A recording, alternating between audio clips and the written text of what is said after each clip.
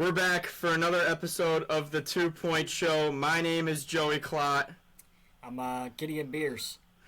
And today we have former NBA player Al Harrington joining us today. Al, how's it going, man? I'm good, boys. How y'all doing? We're good. We're super pumped. Thank you so much for coming on. No problem. Thanks for having me, man. I'm excited. Yeah, of course. I mean, my quote-unquote cousin-in-law kind of, I don't know how you guys are even boys right now. Hey, explain it. How are you guys boys? So we actually met through the guy that actually built my house. Okay. A guy named Carl Dean. So we met at the wine bar, which is in the area where we live at, out in South Lake, Texas. And we've been friends ever since. And actually, your cousin's wife is my family doctor. Oh, So that's his wife, hilarious. Kara, so she takes care of all of our medical needs. Gotcha. Small world. Yeah, for sure. Well, so before we get started, just so you guys, if you guys don't know, Al is a former NBA player who played on seven different NBA teams as he was drafted to the Indiana Pacers in 1998. In his 16 seasons of playing, he averaged 13.5 points per game, 5.6 rebounds, and 1.7 assists. Pretty good stat line, I would say, through 16 seasons, Al. Wouldn't you think? Yeah, man. You always think from the competitor in you, you think you could have done a lot better. But, being a kid that was a late bloomer, I didn't start playing basketball until I was a freshman in high school, to getting drafted out of high school and then being able to stick in the NBA for 16 years. I had to do a lot of things right. You know what I'm saying? So I definitely was blessed and had a blast, playing all those years for sure. Before we get started with today's podcast, today's show is sponsored by re+PLAY, the recovery brand started by former NBA player Al Harrington. re+PLAY makes THC-free CBD creams that help you with sore muscles, stiff joints, and overall recovery. These products are made with CBD and CBG, natural ingredients that many athletes use to feel better after training, games, or just a long day. What makes re+PLAY different is that they work with real doctors and scientists to make sure that their products are safe, clean, and effective. They even partner with the National Basketball Association. Whether you're an athlete, a weekend runner, or just someone who wants to move without the aches, re+PLAY can help you. Check them out at replaycbd.com. That's replaycbd.com. re+PLAY, recovery made for you simply. Now let's get back to the podcast. All right, well, just tell us a little bit about yourself. What's going on with you now? Where do I start, man? Obviously, like you said, played 16 years. Once I retired, I've always been an entrepreneur. So looked at different businesses. The business that I decided to, really jump into was the medicinal cannabis space. And what drove that was because, I saw cannabis help my 79-year-old grandmother, who was dealing with a bunch of different things, but I had her try cannabis for her glaucoma pain. And when she tried it, I went and checked on her an hour and a half later, and she's downstairs crying, reading her Bible. So it was the first time she read the words in the Bible in over 3.5 years. So that really just inspired me to learn more, and I developed a passion for it the same way, I felt about basketball, something that I wanted to be great at. I wanted to be one of the, pioneers around, changing the stigma around the plant, because there's obviously so many medicinal, benefits and different things like that. And, that's what I've been doing, post playing career, and also raising 4 beautiful kids, man. I got 2 girls and 2 boys. My 14-year-old is one of the best soccer players in the country, a little girl named Malaya Harrington. And then I have my 2 boys, Trey and Awesome. And, right now, Trey is, a big kid that doesn't like to play sports yet, but I'm not going to lose hope on him. I know that, one day he's going to snap out of it.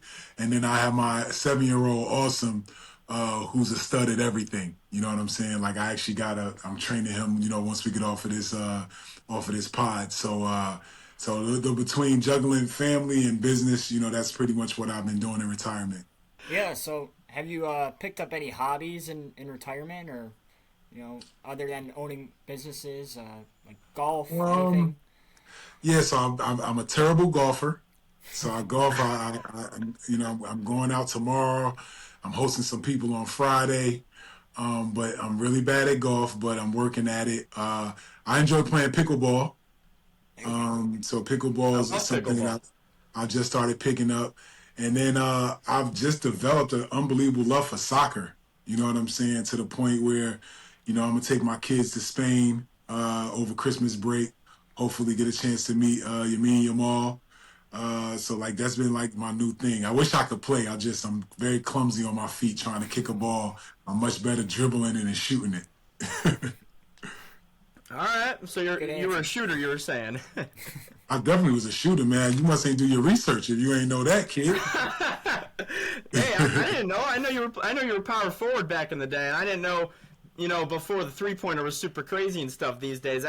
Power forwards didn't shoot the ball much, but hey, no disrespect Yeah, to your so game. I'm gonna say you're a it's shooter. it's my era.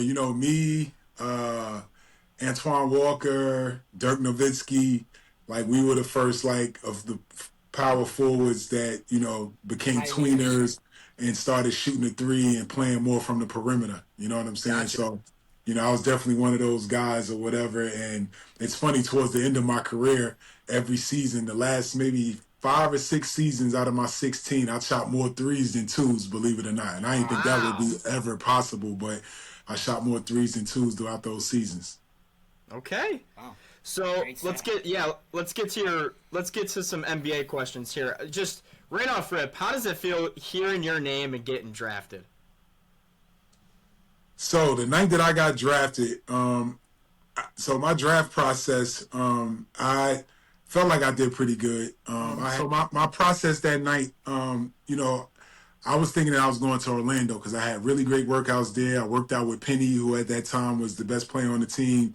It seemed that he liked me and thought I'd be a good addition to the team. But before the draft, we had got word from the NBA that they didn't want any of the high school players to attend the draft that night. So we thought that was kind of suspicious, right? Because I'm supposed to be top 15. Why wouldn't I be invited?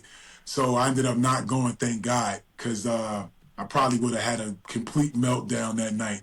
So, during the draft, Orlando comes up. They had 3 first-round picks, and all 3 of their picks go by, and they didn't draft me. So now I'm kind of sitting there. I'm having a party in New Jersey at a place called Nieces. I have my whole family there, all my teammates, everybody's there. And I'm not knowing where I'm going to get drafted now. So obviously I was super stressed out or whatever. I went out into the lobby of the restaurant and I'm sitting there. I got my head down and my little sister, her name's Tiffany, she comes out and she's like rubbing my shoulder. She's like, it's going to be okay, Albo. She called me Albo. And right when she said that, the whole room erupts inside the restaurant. So my mother comes out and she's like, you just got drafted. And I'm like, to who? So I didn't even actually see it Wow. because I was in the hallway all upset. And she told me the Pacers. And I'm like, Indiana? And she like, yeah. I'm like, I got to play with Reggie Miller? Because I was a Knicks fan. You know what I'm saying? I hated Reggie. Yeah. I hated the Pacers. So I'm like, I got to go to, of all teams, the Indiana Pacers picked me. So it was bittersweet to answer, to give you the true feeling. You know what I'm saying? I definitely was relieved to get off the board, but it definitely was stressful. Okay. That's an awesome story. That's Yeah. you didn't even Because know. you went at pick 25. Yeah, the 25th pick. So I didn't know, I didn't work out for the Pacers. And, the story goes that Donnie Walsh, who's the general manager, and he was like a great general manager, throughout his whole career, he drafted me unseen. When he saw me slipping, he just made phone calls because he's from New York. So he made phone calls to people in New York that were either scouts or just watched prep high school. And he just asked him, what's up with this kid Harrington? Have you ever seen him playing? And just a lot of people gave him a lot of good reports back. I guess the biggest thing that he felt that he heard that made him comfortable was that he heard that every year I got better. You know what I'm saying? So he knew I wasn't a finished book. You know what I'm saying? That I had the wherewithal to work hard and continue to improve on my game. And that's what made him draft me. Never saw me work out, never seen me play. You know what I'm saying? And it worked out. I made him look really good for sure. Yeah. So you started basketball freshman year of high school, and you've have incredible accolades throughout your high school career. It's incredible that you started in high Yeah. school. Yeah. That's crazy. So just tell us about your whole development throughout high school and your high school career. Yeah, so honestly, like when I was younger, I was always like the biggest kid in my class, right? Never knowing that I was gonna be 6'8". Like I'm still 6'9". I'm the tallest person in my family to date. And I just had cousins that were like NFL players. One named Roy Simmons, another one named Armel Swinson. Roy played for the Giants, Armel played for the Dolphins. So the only professional athletes I had in my family were NFL guys. And me being big and chunky when I was younger, I'm thinking that's my path too. I always wanted to play basketball, but just wasn't coordinated enough. I couldn't even beat my mom. I used to play my mother one-on-one in the park. She would beat me every time, like embarrassing. I would go to the park in the summertime, try to get picked. Nobody would pick me. So eighth grade, my mom was able to afford enough money to move us from our two-bedroom apartment into a house, but into a different town called Roselle, New Jersey. So that summer, I finished my eighth grade year. I was like 5'10" and a half. Over that summer, I grew 5.5 inches. So when I went back to high school my freshman year, I went from 5'10" and a half to 6'4". Oh my So gosh. when I get to Roselle, of course everybody's like, "Who's this kind of tall, lanky kid?" They thinking like I'm a stud. They have no idea I'm terrible. So I played football my freshman year. Freshman year, I was pretty good. I played offensive tackle. I played defensive end on the freshman team. After 5 games, they moved me up to the JV. So I played JV and varsity. Excuse me, JV and freshman, and it was pretty good. And then it came for basketball season. So at that point, I'm gonna be honest, like I had such a good football season. I just told the coaches, I was like, I'm not even gonna play basketball. I'm just gonna focus on football. But the freshman basketball coach was the varsity defensive coach, and his name Oh was Coach no. Shaw, and he was a mean mother father. And he pretty much told me, he was just like, you playing basketball because it's gonna help you on the football field. You know what I'm saying? It's He's gonna get you right. coordinated, all that stuff. So I played freshman year. He gave every last one of us had nicknames. My nickname was Big Daddy. And Big Daddy wasn't good. Big Daddy couldn't catch. Big Daddy was 6'5". He couldn't dunk.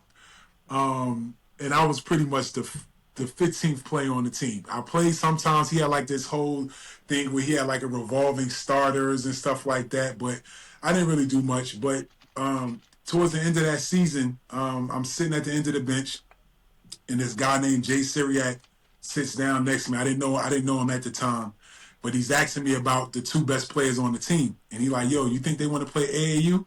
And I'm like, "Well, what is AAU?" He like, "It's summer basketball." He was like, "This is we kind of travel around. We go like to Philadelphia. We might go to DC, and we go to New York. We playing these different games." So I was just like, I don't know. I'll ask him. He was like, "If you can convince them to play with us, we'll take you too." So now I'm a recruiter. So I'm recruiting them, Kurt Hobson and Karan Godwin. I'm recruiting them. I'm like, "Bro, y'all should play with this team and all that." They tell me no. So I go back. I tell him, I'm like, "Bro, they said no." He was like, "Well, we'll take you anyway. Come on." So no BS, man. My AAU coach, his name was Sandy Payonen, and he poured so much into me. He taught me literally the basics, the most foundational things of basketball, like how to run and dribble a basketball, to like how to run, chew gum, and dribble a basketball. Like he had to break it step by step by step for me. And by the end of that summer, I played in the tournament at Seton Hall, and I'm playing in the tournament, and in my recollection of it, I didn't play that well, but to them, Coach Hurley and a guy named Kevin Boyle, they both called my AAU coach and was like, "What's up with the big 6'6" kid that's on your team?" He's like, "I heard he's only going to be a sophomore," and they were like, "Yeah," saying he was like, "He's going to be a sophomore. He goes to Roselle." They was like, "Well, why don't he come to our school? We need a big man." And Sandy sits me down and he's like, "Yo, these schools want you to come, but you can't play football no more." And I'm gonna be honest, man, like to this day, I still don't know why I chose. I think maybe I chose basketball just because of like Michael Jordan and just the love I had for the game, but I never thought that I would be good enough to play pro. Like that was, now I'm not gonna sit here and say when I was a kid, I dreamed that I was gonna be in the NBA. I did not, you know? So I ended up choosing to go to St. Pat's, went to St. Pat's. I go to St. Pat's, we're a national powerhouse, and I'm starting. So I went from not starting on the freshman team to starting on a team that's top 10 in the country. And I'm playing with the number one point guard in high school basketball named Shaheen Holloway. Him and Mike Bibby was 1 and 2. And That was a year. I couldn't catch. All I was out there for was like a big body to set screens and Get some rebound. rebounds. And rebound. That was it, man. And just, I remember I was rebounding and I would keep the ball above my head. Like they told me to rebound and keep it above my head and just go right back up. Like, don't bring the ball. Like, it was so crazy. So went through that year. I played okay. That summer went to ABCD camp, which is the Adidas All-American camp. And me and coach go up there, and now I'm recruiter again. He like, look, we lost Shaw, we lost Winston. You know, I love you, Al, but you're not the answer. But, you know, I think we need to get one more piece to kind of help. So I go up there, and he's like, let's talk to some of the players. I'll let you know which players to talk to, tell them how great I am, and all that kind of stuff. So we get up there, and a lot of players didn't show. So now they had an extra spot in the camp. So coach talked them into letting me in. And I don't know, bro. Like, I was ready for the moment. I showed my ass. Excuse my language. You're good. I played really well. I got myself ranked by being there. I was like, 112 in the country. But I went from nobody knowing me to 112th in the country, And that year, I played pretty good. That my junior year, things finally started coming together for me. I played a game against Lamar Odom in Central Jersey, and that's what got me like top 25 in the country after that game because I got the best of LO, and he know that's the truth. I think I had like 28 points, 15 rebounds, 4 or 5 assists. And that's when Al Harrington really got on the map. So now at this point, people talk about me in the top 40 to 25 range.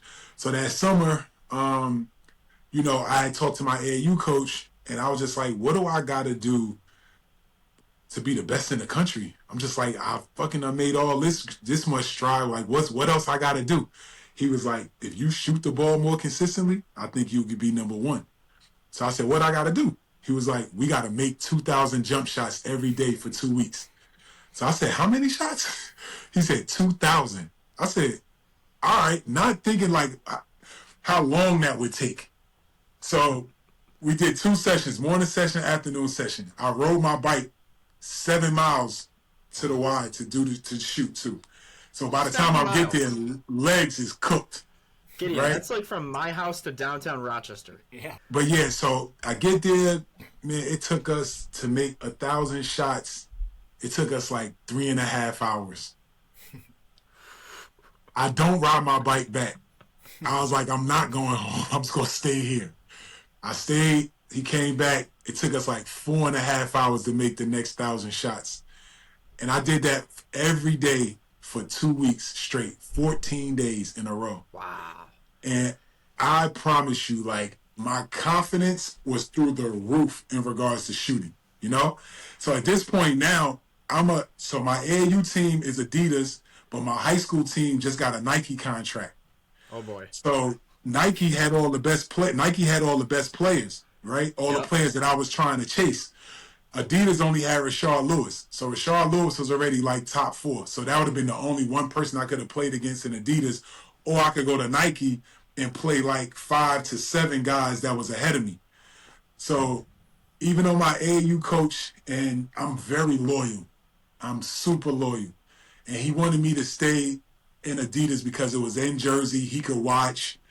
It was more a little bit selfish on him on what I felt like he was asking, because if I went to if I went to Nike in Indianapolis, that would help me accomplish the goal that we set out to do, Mm-hmm. And it was like one of the toughest phone calls I ever had to make when I called him to tell him that I was going to go to Nike. I was like, I got to go get the guys. I got to go get them.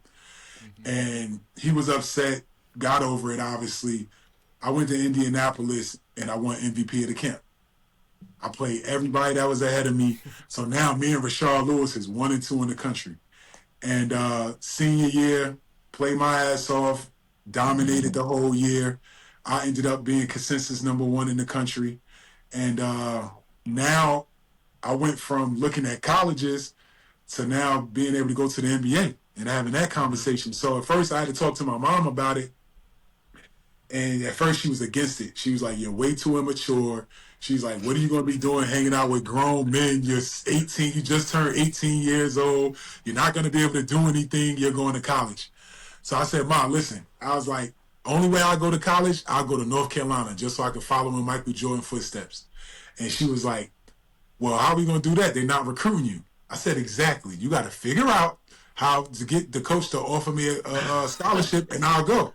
So when I won all these players of the years, I won one called the Player of the Year of like the Columbus of Ohio, some award that they gave Player of the Years or whatever.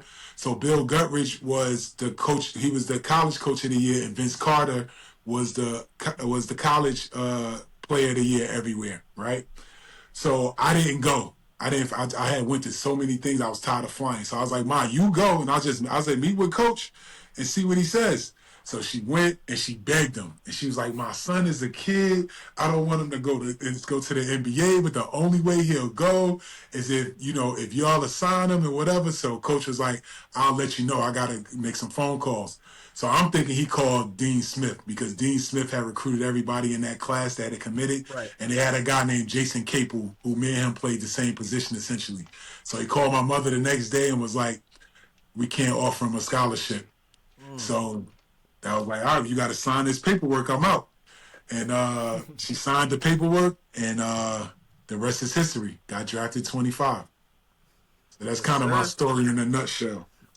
It's a great story. That's incredible, man. I mean, That's you, awesome. because I just for all the fans watching, Al skipped college and was maybe gonna go, as he said, North Carolina or somewhere else, but then he decided, screw it, I'm going to the NBA right now.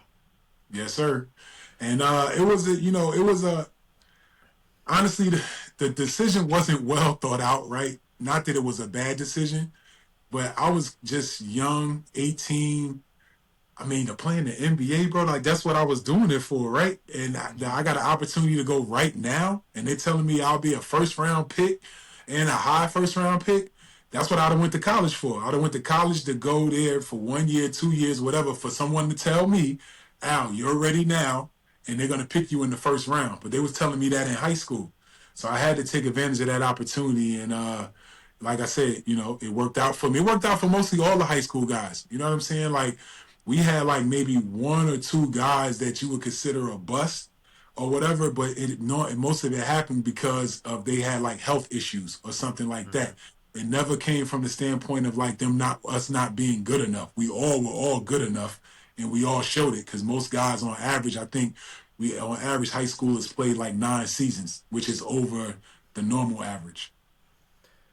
So, from high school, since you skipped college, what would you say is like the biggest change from high school basketball to NBA basketball? Oh my God! I mean, it's everything. It's apples to oranges.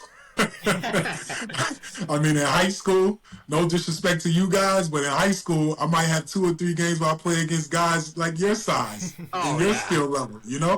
In the NBA, it ain't no nights off, baby. You know what I'm saying? Nope. Like we playing against the cream of the crop every single night. You know what I'm saying? So Because every team has a star. every team, well, back then, every team had like 2 or 3 stars. You know what I'm saying? Like teams were a little bit better built, and the guys were a lot older. So like right now, like I was just looking at Utah's roster, and like they have 9 players on their roster, a roster of 15 that all have been drafted in the last 3 seasons. You know what I'm saying? Like veteran teams back then, we would walk all over those teams. Like it wouldn't even be a game. You understand what I'm saying? And teams wouldn't even do that. They weren't even confident enough to put that many young guys on the roster because they knew they weren't going to be able to compete. You know what I'm saying?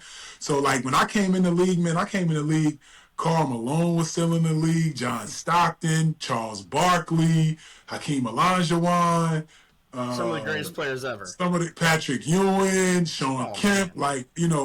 Gary Payton, it's like some of the greatest of all time. You know what I'm saying? Was still in the league, so I can't compare it to high school, at all. And I will say, like, as good as I was, I remember when I walked in the locker room, I had so much confidence and so much swag, and I'm just like, I'm just as good as these guys until I practiced with them the first day, and they were just running circles around me, dude.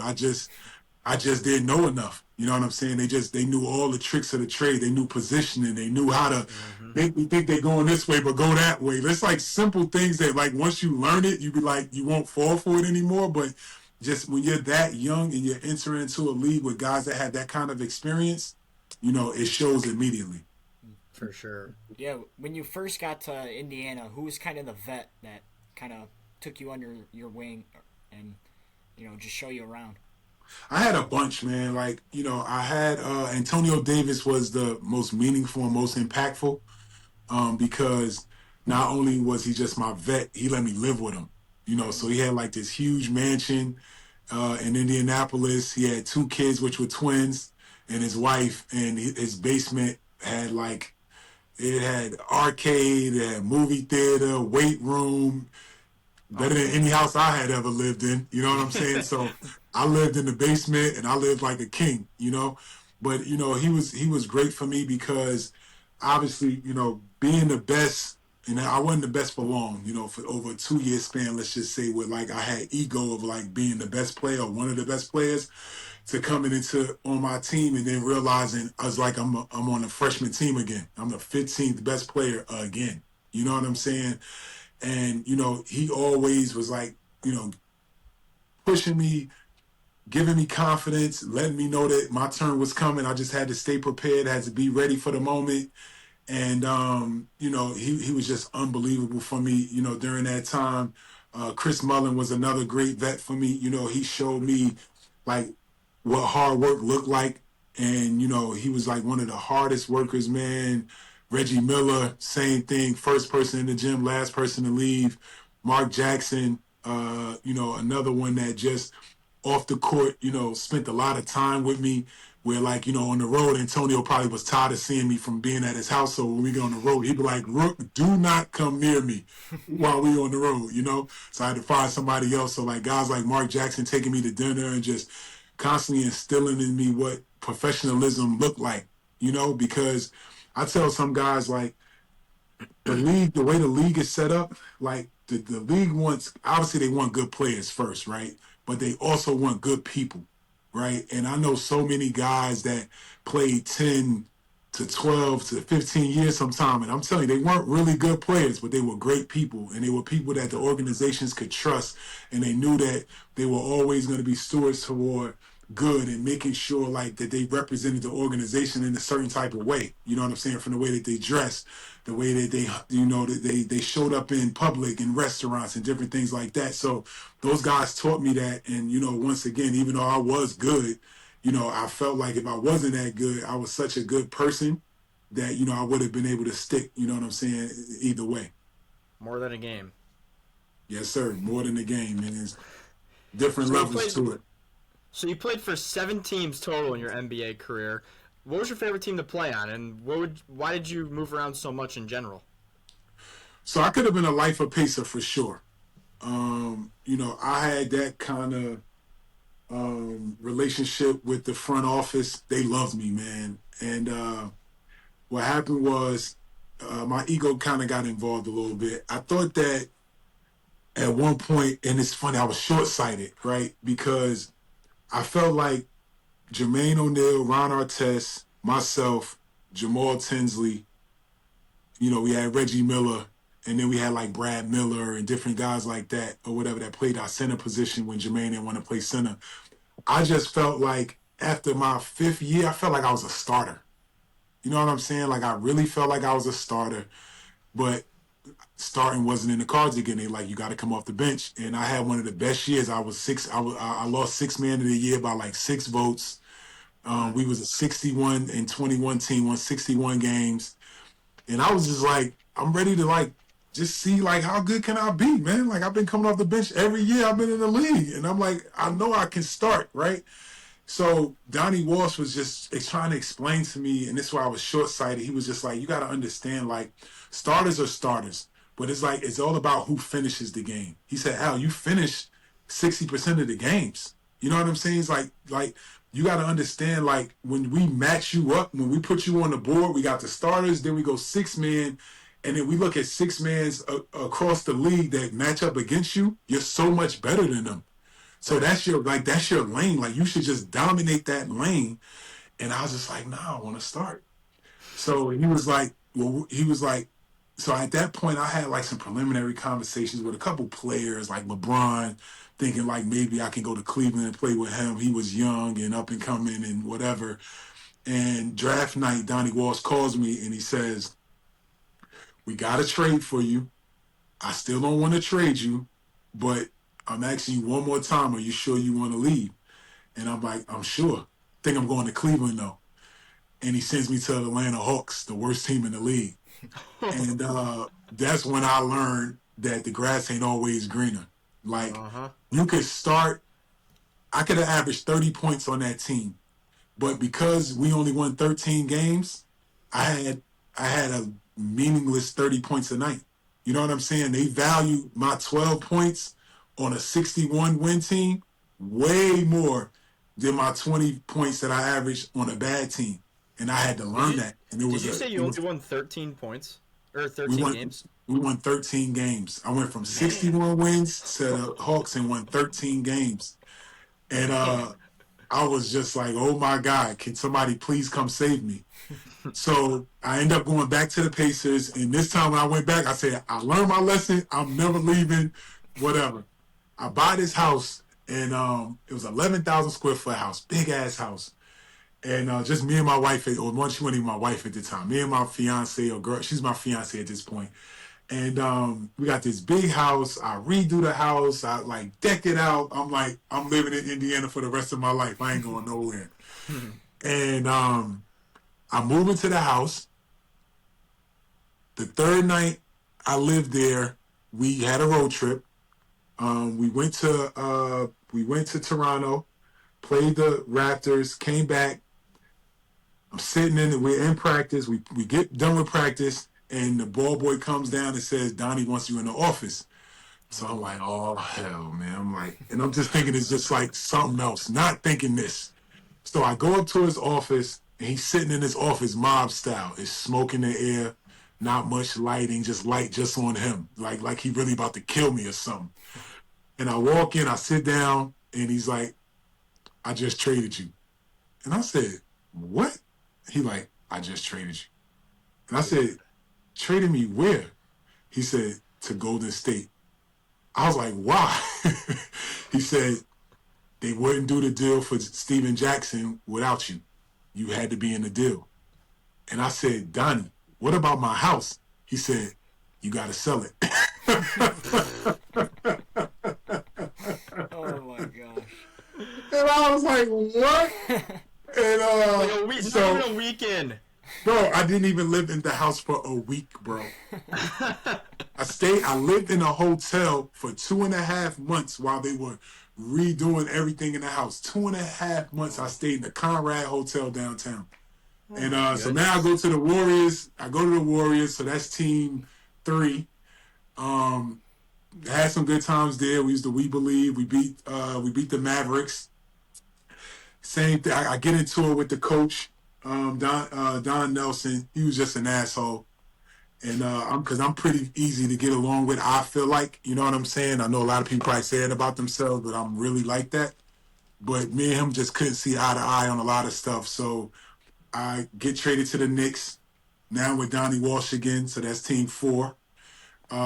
Played there for 2 years, but, you know, same thing, they were tanking because they were waiting to, you know, try to get Melo and Amari Stoudemire, which they did. So bringing in those big contracts, we had to leave. So went to the Nuggets, 2 years with the Nuggets. I had a bad knee surgery there. Knee surgery pretty much ended my career. So I was a throw-in for a trade to Orlando, did not play that whole year. And then my last year, I just had to prove it to myself that I could still play. So I played for the Wizards and helped them make the playoffs. It was the first time they made the playoffs in maybe like 9 years or something like that or whatever. And then that was my last year in the league. So that was kind of my journey throughout the league. But, you know, I always say sometimes, like, if I could have did it all over again, I don't have a regret. But, you know, I feel like if I would have stayed with the Pacers, I probably have like a sports bar there. that kind of vibe, you know what I'm saying, if I would have stayed there my whole career. But then I also don't discount the fact that by me moving around to those different teams, I made so many other relationships that have like helped me in business and all kind of ways, you know what I'm saying, since I've been retired because I have so many different tentacles to different people for different things. Yeah, Right. you touched on relationships. Just who are some of the greatest people personally that you've met, in the league over the time you've played? Man, it's gonna be a tough one because I don't want to like omit anybody, but definitely like the older guys, the Reggies, the Dale Davis, Antonio, Chris Mullins, like that first team I had, man, like Jeff Foster, like though that crew I had there, like I really hold near and dear to my heart. You know what I'm saying? Like those guys are like for real, like my brothers. You know what I'm Hmm. saying? And they're on that small list of like if they called, I would drop anything that you know what I'm saying if I could help them in any shape, any way possible. You know what I'm saying? So I would say like my Pacer teams.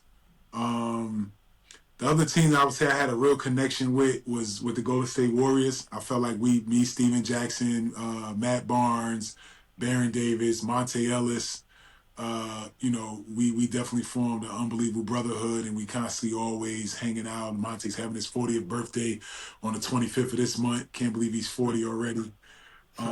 You know what I'm saying? So a bunch of guys are gonna be coming in for that. So we get a chance to hang out and stuff like that. We were all in each other's weddings and stuff like that. So from a player's perspective, is those guys.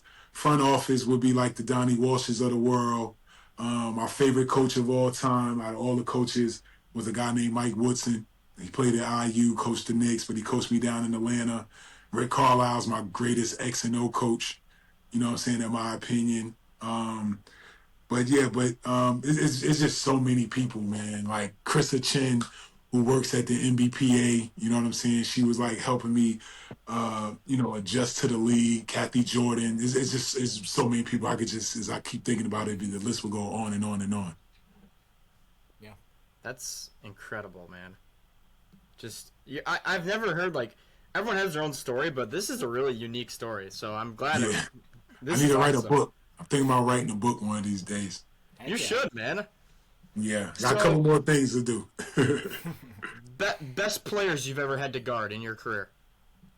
My top three is in this order is Grant Hill. Had the fastest first step before he got hurt when he was in the Pistons uniform. We're big First, Detroit fans over here. yeah, first step was like unbelievable. Um, Paul Pierce is second. Hated Paul Pierce my whole career. We didn't become friends until after we got done playing because our kids were friends in LA. So birthday party, he came over and we actually like buried Oh. the hatchet. And then third would be Zach Randolph. And Zach was just Oh yeah. he was just a relentless player, bro. He just like when you just played against him, you was just like constantly like, bro, please get off of my body. Stop touching me, bro. Like I'm on offense. Why are you still like wrestling with me the whole time? So those three. And I mean I guarded Kobe and like Kobe obviously was like, don't get it twisted. Like, don't get it twisted. I mean, he's obviously one of the toughest guards ever. But like, I guess I never had to guard him enough that I would just put him on my list where I'm just like, oh my God. And then obviously LeBron too. I guarded LeBron a lot. And I always felt like LeBron was somewhat limited in a half court set. It was just when he got the ball on transition, you just couldn't stop him because he was too big, too strong, too fast. If you touch him, it's a foul. You know what I'm saying? Hmm. And so that would be, and I think the last thing I'll say is like back then the league had so many different styles of play, right?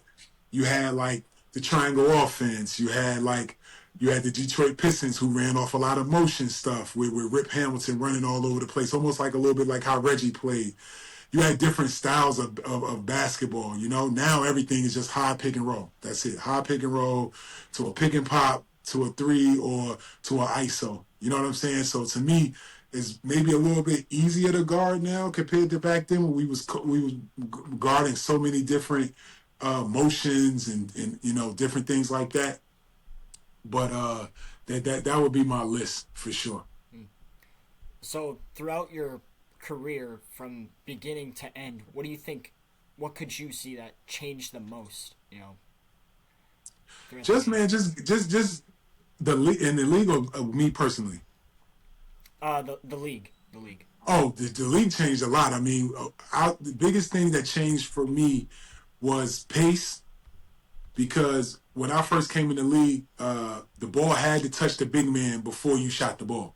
So you know how now guys just dribble up and shoot a three. They run a 3-on-1 break where you got the person dribbling the ball and the other guys spread out for a three. They don't even run for layups no more.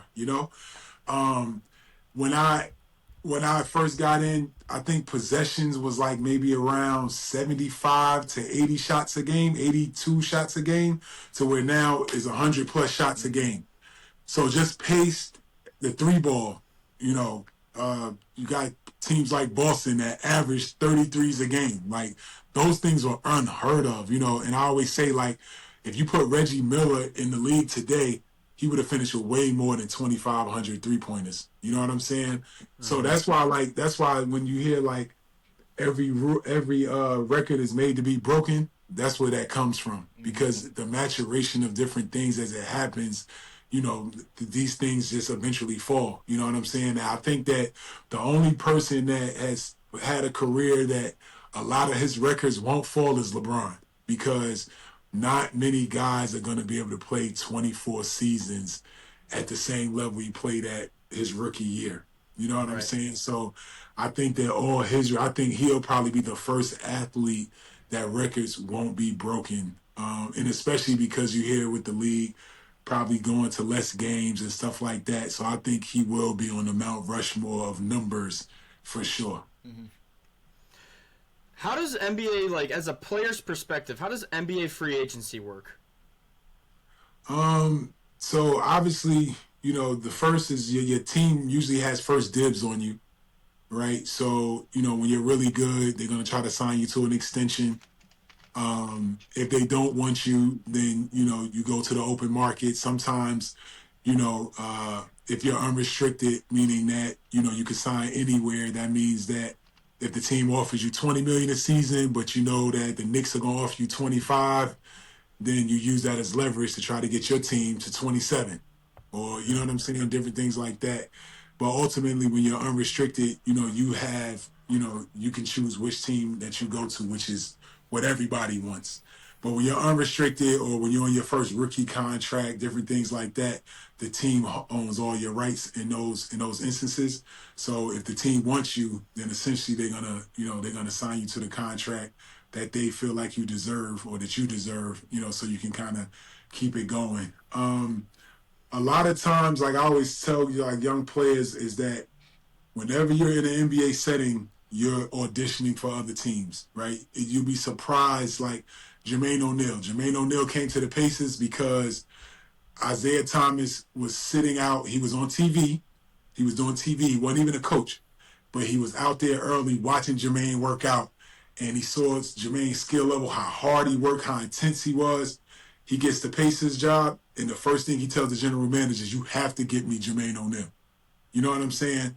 So you never know who's watching. You understand what I'm saying? So that could help too, right? But it's all about professionalism, man. Just keeping your nose clean, making sure that whenever any team calls about you, that the reception is always going to be positive. And they want to just hear that you're a hard worker, you're trustworthy, and that'll usually get you paid. Mm-hmm. Did you model your game after anyone? Like, I know you said Michael Jordan, but I don't know if you actually modeled your game after. Yeah, so I modeled it after Jordan, and then I realized I couldn't fly. So when I realized I couldn't fly, you know what I'm saying, I had to watch some other guys. So I would say guys that I think influenced me a little bit was Scottie Pippen, in regards of like trying to not be one-dimensional, try to have a all-around complete game. Mm-hmm. Jamal Mashburn, I felt like we had the same kind of body type and different things like that. So he was another one that I looked up to. So I would say those two guys are probably the most impactful in regards of me like watching tape and saying like, trying to figure out nuance of different things that they did well. All right, so now I want to talk a little bit about your retirement life. You know, after basketball, you've been retired for almost 10 years now. Just, I know you're owning a couple companies, you know, starting up your couple businesses here and there. Just, what have you been up to, man? Yeah, man. Like I told you, I think when we started, been in the cannabis space. That's been like my main business. I started it in 2011 while I was still playing, actually. And I had to keep it on the down low until I retired. And once I retired, I was able to be more, open about, my participation in the space. But since then, this space has continued to evolve. So I've just continued to kind of evolve with it. Going from one, initially just growing product for sick people to, creating a brand to opening up retail to now launching a beverage, which we're really excited about.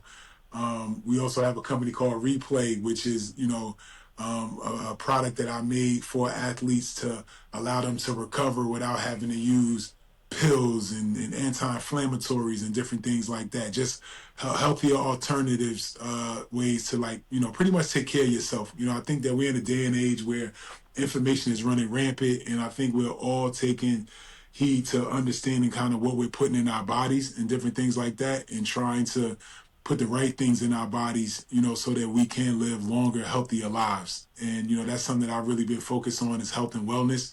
So, that's one lane that I'm in and constantly evolving, into different things.